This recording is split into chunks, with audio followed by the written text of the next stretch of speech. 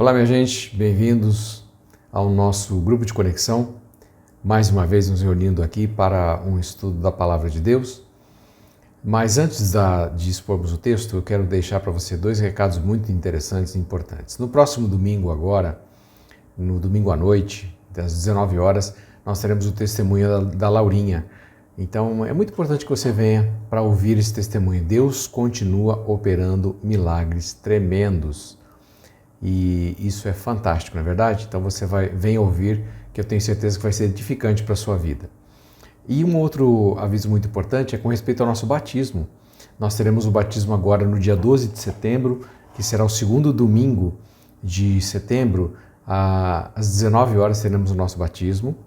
Então, você que está fazendo os nossos cursos, o curso de integração, você está convidado para ser batizado. Que você que não é membro vai ser recebido como membro. Me procure, por favor, para pegar as fichas de membresia. E se você quiser começar e não fez o curso de conexão, no próximo mês agora de setembro, no primeiro domingo, nós voltaremos com a primeira aula, tá bom? Então eu tenho certeza que vai ser muito bom, vai ser bênção e eu aguardo você. Muito bem, nós vamos estudar a Palavra de Deus hoje, baseados na mensagem de domingo passado, e o texto que nós vamos explorar está lá em João capítulo 5, dos versos 31 até 47. Eu vou pedir a algum de vocês que faça a leitura do texto e daqui a pouquinho eu volto para a explanação.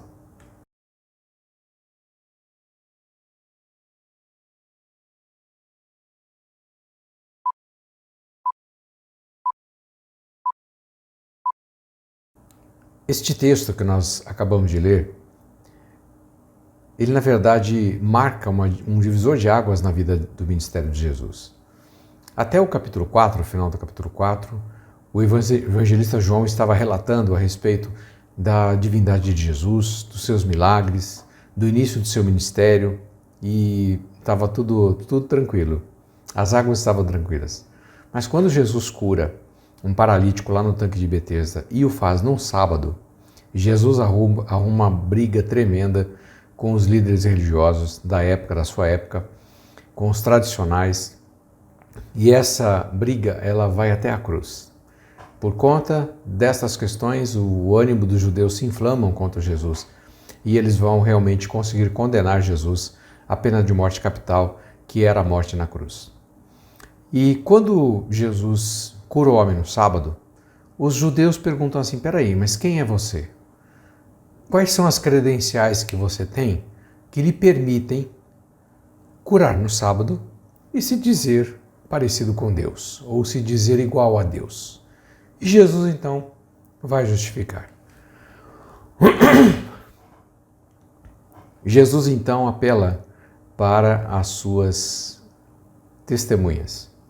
Na lei judaica, existia uma lei em Deuteronômio que dizia o seguinte, que uma pessoa ela não podia ser testemunha de si mesma. Na verdade, ela precisava ter 2 ou 3 pessoas que testemunhassem a respeito de si. Então, Jesus fala a respeito disso no início.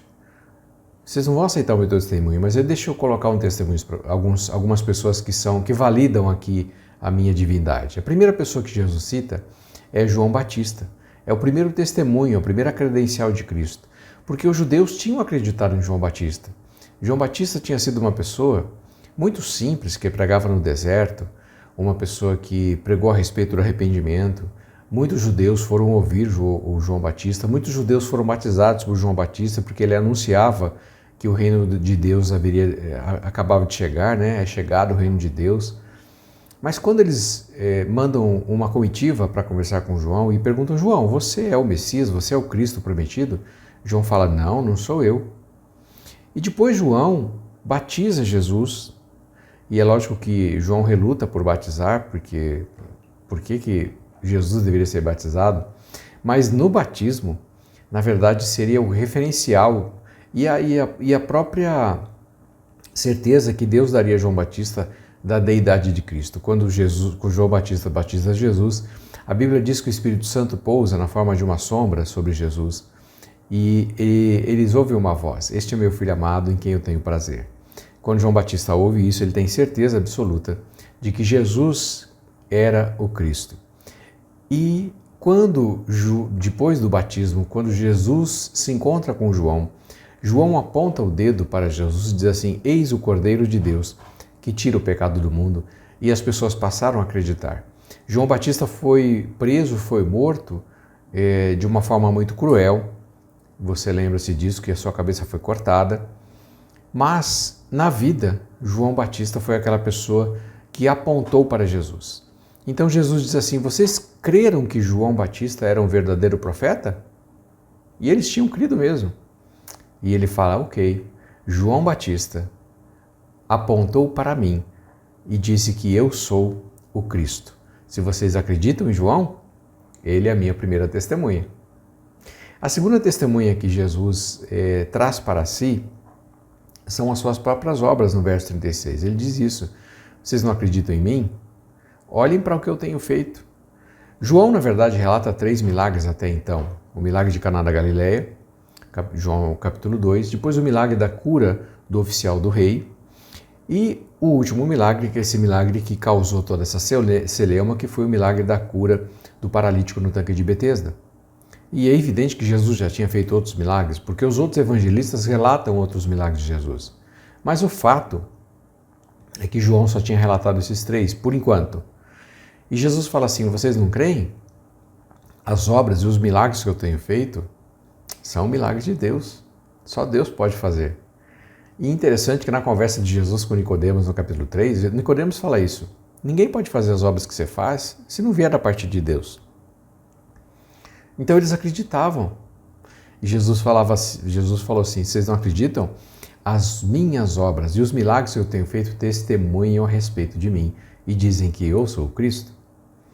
Mas ele fala assim: tem mais uma testemunha? O Pai é minha testemunha, porque o Pai me enviou.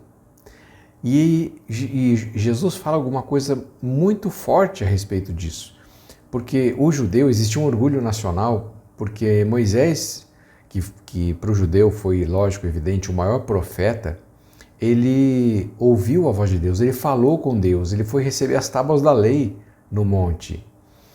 E os judeus diziam assim: nós ouvimos a voz de Deus, por intermédio de Moisés, que foi o nosso maior profeta.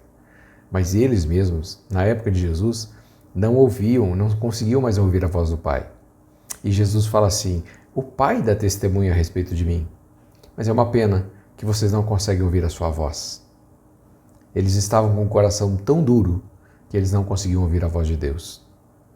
A quarta testemunha que Jesus traz para si, para a sua defesa, são as próprias Escrituras.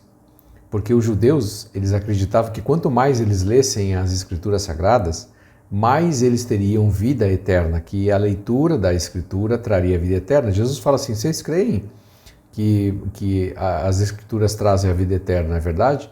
Ele fala: mas as Escrituras falam de mim. Moisés falou de Jesus, Moisés apontou para Jesus, os profetas apontaram para Jesus, os salmos falam de Jesus, os livros históricos falam de Jesus.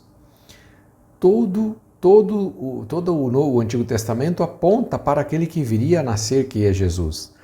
Por isso que o apóstolo Paulo diz que o fim da lei é Cristo, no livro de Romanos. Porque quando Paulo se converteu a Jesus, e ele que era um conhecedor muito profundo das Sagradas Escrituras, do Antigo Testamento, que está na sua Bíblia aí, esses primeiros 39 livros, Paulo diz assim: olha, o fim da lei é Cristo, tudo afunila para Jesus. Paulo ficou 1 ano e meio, ele diz lá no livro de Gálatas, na Arábia, para botar a cabeça em ordem. Ele ficou 1 ano e meio refletindo a respeito de tudo aquilo que ele tinha conhecimento a respeito de Jesus e encaixando na pessoa de Cristo. E ele percebeu que tudo aquilo que havia sido profetizado a respeito de Jesus se cumpriu na pessoa, que era profetizado a respeito do Messias, se cumpriu na pessoa de Jesus. Então, Jesus fala assim: as próprias Escrituras que vocês dizem conhecer falam a respeito de mim. Quantas credenciais? Se era para ter 2 ou 3, Jesus já disse muitas, né? Já disse 4. Mas eu queria dizer para você hoje a respeito da quinta testemunha de Jesus. Somos nós. Nós somos as pessoas que hoje vamos testemunhar que Jesus está vivo, porque Ele transformou a nossa vida, Ele operou em nosso coração, Jesus nos deu vida eterna e você tem a oportunidade de falar com Jesus e ouvir a sua voz todos os dias, não é verdade? Você pode ouvir Deus falar, você ora e Deus opera os milagres, você pergunta e Deus responde. Então, se tem alguém que pode dizer que Jesus Cristo está vivo, essa pessoa é você, essa pessoa sou eu. Nós podemos dizer, porque nós temos comunhão com Deus hoje. Então, irmãos, quantas testemunhas que podem falar a respeito da divindade de Cristo, falar a respeito da sua ressurreição, hoje nós podemos fazer. E esse é o nosso grande trabalho. Esse é, de fato, sem dúvida alguma, é o nosso maior ministério. É falarmos da maravilhosa pessoa de Jesus, falarmos que Ele está vivo. E eu quero desafiar você a não deixar de falar da maravilhosa pessoa de Jesus e de testemunhar que Jesus está vivo e que Ele ainda opera milagres e maravilhas. Muito bem, nós vamos para o nosso quebra-gelo, e o nosso quebra-gelo é um pouco menos intenso que o quebra-gelo da semana passada. Eu sei que a semana passada foi, como dizem os jovens, punk, né? Foi bem difícil falar sobre enfermidade, mas eu quero trazer um quebra-gelo um pouquinho mais leve para você e bem descontraído. Eu gostaria que cada um de vocês dissessem qual foi o pior brinquedo que você recebeu quando você era criança. Sabe aquele brinquedo que você recebe? Porque criança não tem muito filtro, ela não esconde nada, né? E às vezes fala na lata que não gostou. Mas qual foi o pior brinquedo que você recebeu quando você era criança? Compartilhe entre vocês. E eu volto daqui a pouquinho para as nossas duas perguntas.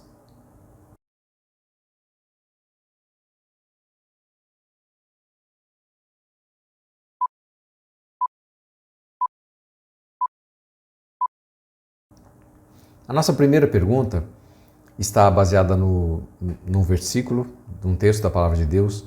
E eu gostaria que alguém de vocês lesse 2 Coríntios capítulo 3, versos 2 e 3 e respondesse o que esses versículos que você leu agora, o que você vai ler, tem a ver com você.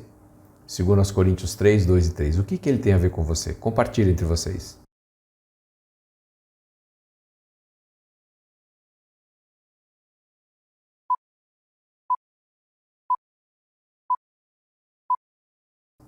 E a nossa segunda pergunta também tem a ver com o versículo de Atos capítulo 1, verso 8. Leiam esse versículo e respondam: o que falta nas pessoas para se tornarem verdadeiras testemunhas de Jesus? O que é que falta? Pensem nisso, respondam e Deus abençoe muito a reunião de vocês.